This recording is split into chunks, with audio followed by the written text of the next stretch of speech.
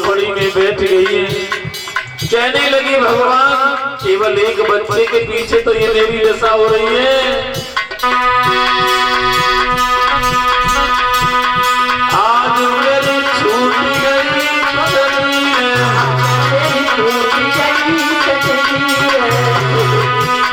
आज मेरी छूट गई तकदीर,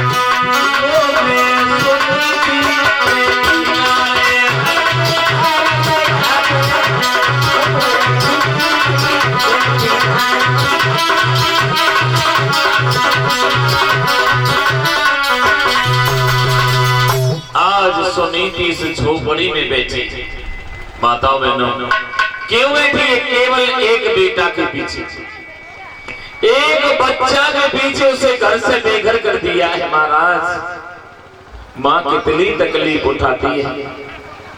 लोग कहते हैं कि हम माता पिता से उद्धार होना चाहते हैं। मेरे पिता के समान बैठे बुजुर्ग हो, कोई आज तक पैदा हुआ है जो अपने माता पिता से उद्धार हो जाए? कोई विश्व में नहीं पैदा हुआ महाराज जो अपने माता पिता से उद्धार हो। माँ क्या नहीं करती है?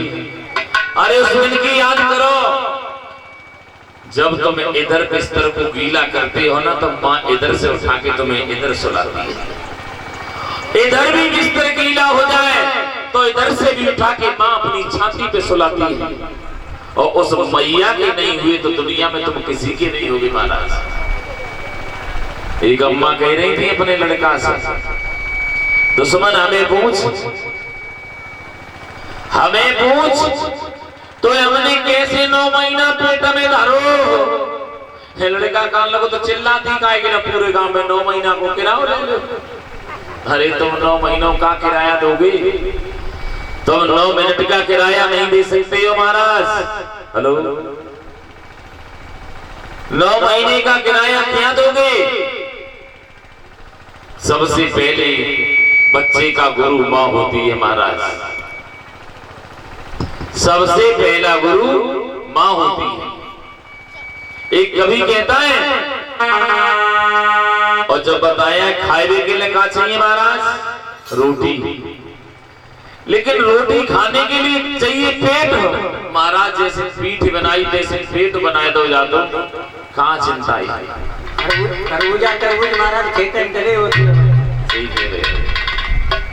बड़ी भागी मानुष तन पावा, कितने बड़े भागी जो शरीर मनुष्य का मिला है हम आप लोगों को। तब महाराज मिन्या तो गदा को तो भट्टा बेटे ढोत होते महाराज।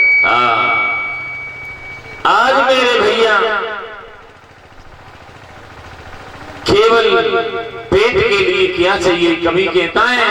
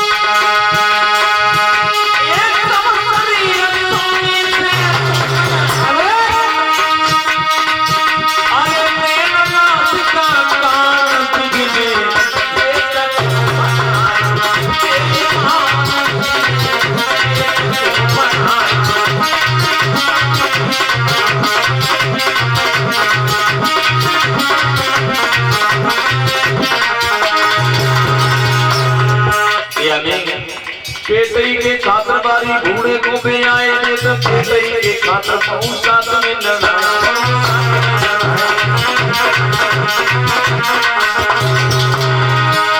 केवल इसी पेट के पीछे महाराज, केवल पेट के पीछे, कहीं दुनिया में लड़ाई किसी की नहीं है।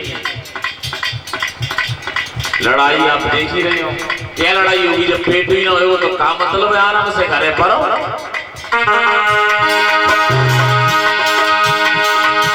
अरे सब शरीर सोने से सुंदर, अरे नींद ना सुना